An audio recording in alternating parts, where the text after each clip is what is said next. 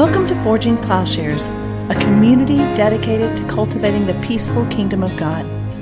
We hope this part of our ongoing conversation stimulates your mind and challenges your heart about what it means to be a follower of Jesus. Please stay tuned at the end of the podcast for a short message about our ministry. This is Paul Axton, Director of Forging Plowshares and Plowshares Bible Institute, and this sermon is the continuation of a series dealing with two alternative understandings of who God is and then who Jews are. In the Old Testament, I think we're often trained to just sort of look at the picture of God in a paradoxical way and try to paper over the actual differences. But I think with the picture of Christ and various alternative pictures in the Old Testament, it's actually more fruitful to bring out the competing or contending or in fact opposed understandings of God. Yes, we all understand these can be in some way put together in some sort of paradoxical understanding. But unfortunately, that's what gives rise to a Christianity in which God is pictured as pitted against himself, or Christ is pitted against the Father, or the Father is responsible for the death of the Son.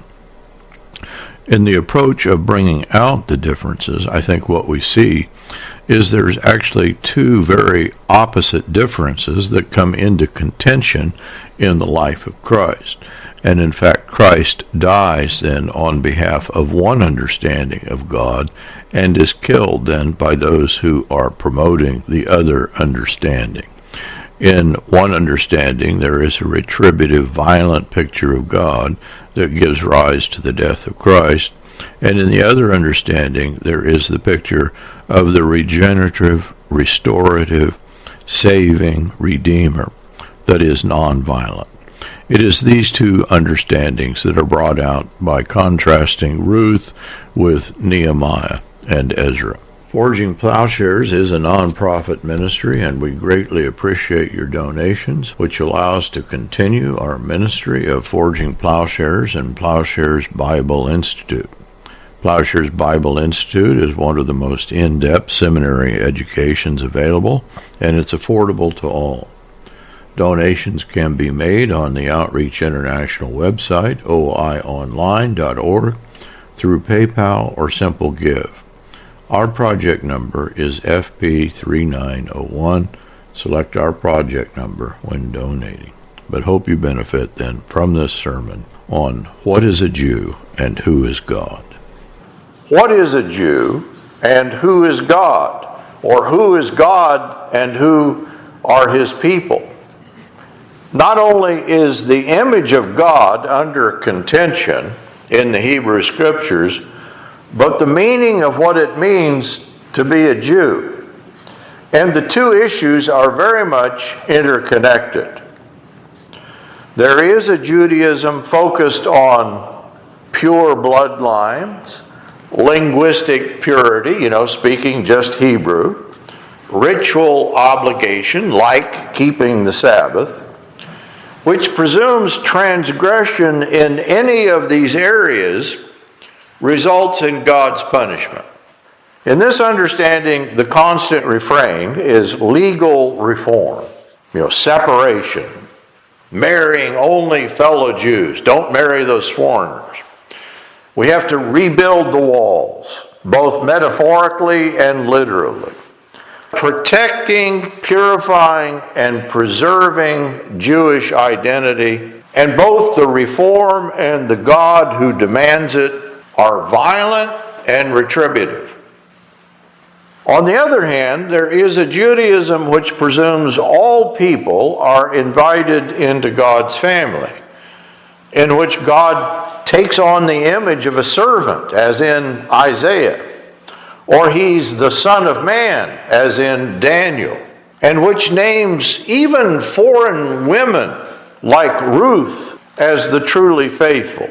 And in this understanding, foreigners can join themselves to the Lord, as it says in Isaiah 56. And the temple is for all people. It says, "My house will be called a house of prayer for all the peoples." In this alternative understanding, there are also what are called nonviolent martyrs.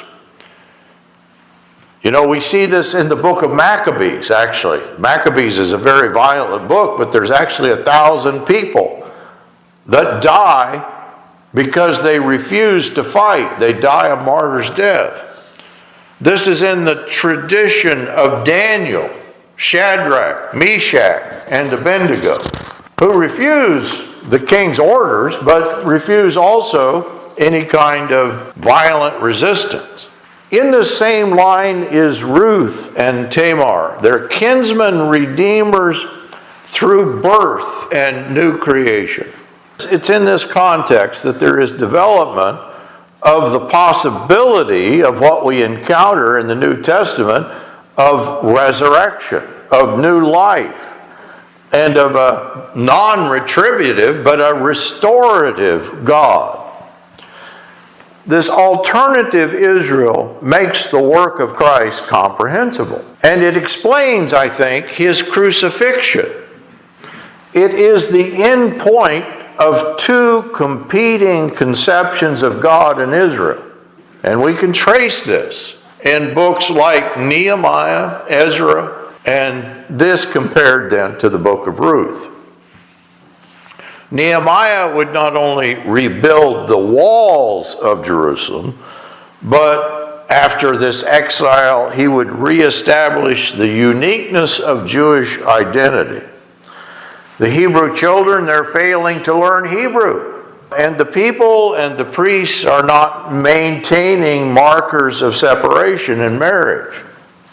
And so Nehemiah takes it upon himself to curb or stop Jews from marrying the women of Ashdod, Ammon, and Moab. And I want you to remember Moab.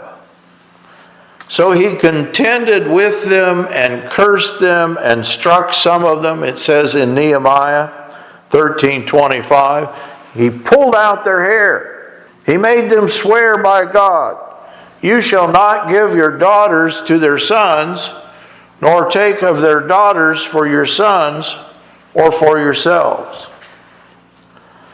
He says in 13:27 of Nehemiah, "This is great evil and treachery against God." In 13:29, he prays for divine retribution against the Levites for having defiled the priesthood and the covenant. He also at night locks the city gates because foreign traders are coming in on the Sabbath, and he runs them out of the city, and then they camp outside the city, and he threatens them. He said, "Get out of here." He threatens violence. According to Nehemiah, this sort of transgression, remember last week we did Job, Nehemiah sounds a lot like the friends of Job. This is why calamity has come upon you in the first place. This is why you've been carried away into exile. Yet you are adding to the wrath on Israel by profaning the Sabbath. Let's do another example, and this is Ezra. Same period, same situation. He tears out his own hair. He says, "I tore my garment and my robe and pulled some of the hair from my head," in Ezra 9:3. And he said, "I sat down appalled." And actually he sits appalled for a whole day. And he too then presumes that the main problem is the Jews are intermarrying with these foreign women. And this is why God is punishing them. And at Ezra's prompting, one of the elders of Israel, Shechaniah, proposes, "Well, I have a solution. Let us make a covenant with our God," in 10:3, "to put away all the wives and their children according to the counsel of my Lord and of those who tremble at the commandment of our God, and let it be done according to the law." What's he saying? Everybody get a divorce that married one of these foreign women. He's not so concerned about creating widows and orphans, let alone taking care of them. But Nehemiah would create an exclusive political space, and Ezra would create an exclusive religious space. And the concern is not with the vast majority, who fail these tests of exclusion, but only with those who are included. So this exclusive holiness is the means to salvation, as that's the sort of God they imagine God to be. Now I'm going to give you the contrast, and this is with Ruth, the Moabite widow. And she represents, and this book represents, the opposite attitude to foreign wives found in Ezra and Nehemiah. So Ruth is of the Moabites, the product of Lot's incestuous relations with his daughter. The Moabites are specifically in the list of Ezra and Nehemiah. These people are a forbidden source of wives for the Jews. Ruth accompanies Naomi, her mother-in-law, a Jewess, back to Bethlehem, the area around Bethlehem, when her husband, actually both the husband and his brother, they died. But Naomi's other daughter-in-law, who's also a Moabite, she returns to Moab. But Ruth insists on continuing to serve Naomi. And she's described with two key terms as hesed, the Hebrew word with a range of meanings, but the idea of loving kindness, mercy, steadfast love, faithfulness, that's used of God, but it's also used of Ruth. And Goel. We ran into Goel last week when we studied Job.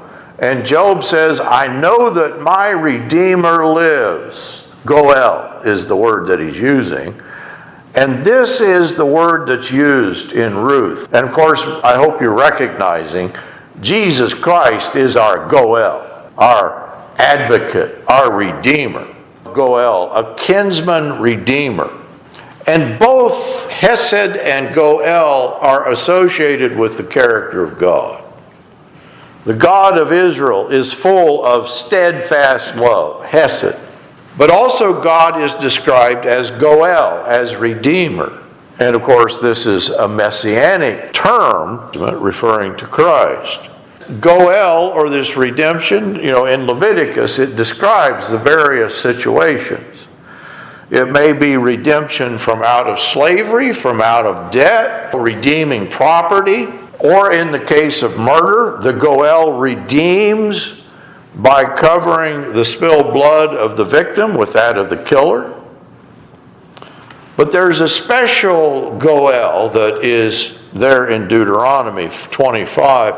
And this is the one we're talking about in Ruth. It is redemption linked with sex and marriage. And that is that the kinsman marries the widow of his brother, or it may be a more distant relative, as in the case of Naomi, in order to preserve her place in Israel. And it's interesting in Deuteronomy, because this also occurs in Ruth, that this is a dereliction of duty if the brother doesn't serve as Goel. It says in Deuteronomy 25, in case he refuses, his brother's wife shall come to him in the sight of the elders and pull his sandal off his foot and spit in his face, and she shall declare, thus it is done to the man who does not build up his brother's house. The goal is that the widow give birth to a new family. And in this procreative act, life in the place of desolation and death. And so with Ruth, it is a story of covenant kindness, bringing new life by the life of the woman who is a Moabite. She is the mother of the line of David, the ancestry that is key to redemption. And I think the immediate context is important. It is love and life in place of alienation and death. That is, this is one of the most tender books, one of the most emotion-filled books of the Bible. And so they come back to Israel. Both daughters-in-law accompany her. She blesses them both with God's hesed. And in doing so, she's saying in no uncertain terms that these Moabite women are capable of the core Israelite covenant virtue. Ruth, in refusing to leave Naomi, goes beyond Orpah, the other daughter-in-law, and begins to manifest this deep, radical commitment, this generative power of divine hesed. This is Ruth 1:16-17. Do not urge me to leave you or to turn back from following you, for where you go, I will go, and where you lodge, I will lodge. Your people shall be my people, and your God my God. Where you die, I will die, and there I will be buried.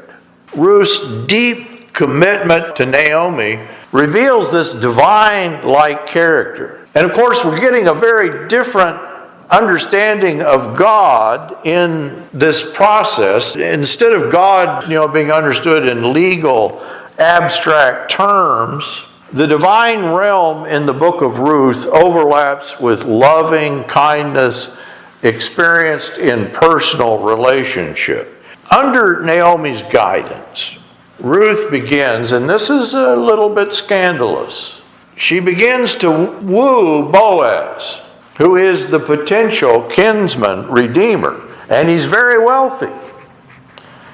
And so Ruth goes out and is gleaning in the fields of Boaz.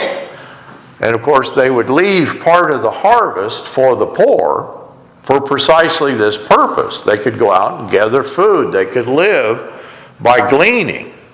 And Boaz sees Ruth. He recognizes that she's with Naomi. And he says to the maids of his house, take care of her. You stay with the maids. And he says to Naomi, you don't need to go to any other fields. You just glean from my fields. And look at Ruth 2:10. Then she fell on her face, bowing to the ground, and said to him, why have I found favor in your sight that you should take notice of me, since I am a foreigner? And actually the word she uses here is the word nokri. Not only a foreigner, but a harlot, the implication in some places, an adulterous woman in Proverbs, for example. The very one warned against by Ezra and Nehemiah and Proverbs, who puts Israel in danger through her alluring power. And after all, idolatry is equated with harlotry and adultery. The corrupting other, whose rejection is often equated with acceptance by God, is equated in Ruth with divine character and redemption. And the irony could not be more marked. The very figure dreaded for her power to adulterate Israel in every sense, until it is no longer Israel, becomes an unsubstitutable source of Israel's life. It is precisely this switching of one sort of Israel for another that I think forms the messianic link. This is a key messianic book, and Ruth is a key messianic character. But of course, it is pointedly a scene of seduction that accomplishes this swap. I don't think we should skip over this. I don't know what's wrong with Boaz. Maybe he's a shy, bashful farmer, but he doesn't do anything to enact his redeeming role. And Naomi instructs Ruth how to elicit loving action from Boaz. She says to Ruth in 3:3-4, wash yourself therefore, and anoint yourself, put on your best clothes, and go down to the threshing floor. I don't know if you're familiar with the threshing floor, but a lot of interesting things happen on threshing floors in the Bible. But do not make yourself known to the man, Boaz, until he has finished eating and drinking. It shall be when he lies down that you shall notice the place where he lies, and you shall go and uncover his feet and lie down. And then he will tell you what you should do. It's a scene of seduction if you're missing it. But the point is not to entice Boaz away from, but into being a true Israelite. He will fulfill his duties as a kinsman redeemer, first by making love, and then by marrying Ruth. He says in Ruth 3:10-11, "May you be blessed of the Lord, my daughter. You have shown your last kindness to be better than the first by not going after young men, whether poor or rich. Now, my daughter, do not fear. I will do for you whatever you ask. For all my people in the city know that you are a woman of excellence." Now, before this relationship can be consummated in marriage, there's actually a kinsman redeemer that's closer than Boaz. And so part of the book is taken up. They have to deal with that. And that's the part where the whole sandal exchange takes place. But he doesn't redeem her, and then Boaz consummates his duties. And look then in 4:11. "We are witnesses. May the Lord make the woman who is coming into your home be like Rachel and Leah, both of whom built the house of Israel. And may you achieve wealth in Ephrathah and become famous in Bethlehem." Ruth and Boaz have a son, Obed, the grandfather of King David. And so Ruth is compared to the mothers of the Jews. And the whole city is gathered, the elders, and of course eventually all of Israel, and eventually the whole world will know this story. Not as one of God disqualifying a foreigner, but as one in which a faithful Moabite acts as model Israelite. But there's something else here, and that is in Ruth 4:15. The ladies get together and say to Naomi that Ruth's steadfast and redeeming love is to be valued above all else. "Your daughter-in-law, who loves you and is better to you than 7 sons, has given birth to him." So Ruth is more the redeemer than Boaz. Even more than Obed, in a sense, in her steadfast love, giving new life in the midst of death. Naomi and Ruth face starvation. Rather than an impurity in Israel, she reenacts the origins of Israel. Remember the word hapidu, outcast, a dispossessed and non-people are chosen by God for redemption. Ruth is a generative woman who creates possibility for those around her. She is a mother of Israel, precisely in her situation of outsider and contaminant. Because in this situation, she is able to reproduce Israel's origins, out of the hapidu, and to give the purest, the most selfless and generous version of Hesed. Her unconditional love and steadfastness is life-giving and redemptive. And this, as much as giving birth to the line of David, I think marks her in the line of the final Goel, Jesus Christ. So the conclusion here, Ezra and Nehemiah, they do not have the last word in the Hebrew Scriptures, as Ruth presents a diametrically opposed understanding. One might consider Ezra and Nehemiah over Ruth, were it not for the lineage traced in Matthew. And so let's look at Matthew 1:5-6. This signals the resolution to this, and I think it is a contradiction. Salmon was the father of Boaz by Rahab. Remember Rahab the harlot? Boaz was the father of Obed by Ruth. And Obed, the father of Jesse, and Jesse was the father of David the king.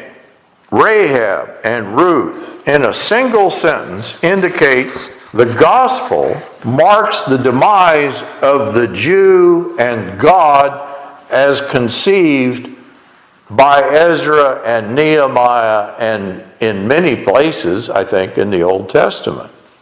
That is, Jesus did not come as a reformer of Israel, but one who marks the end goal, the telos of Israel, in the fulfillment of a meaning beyond the law, beyond the politics and institutions of an earthly kingdom.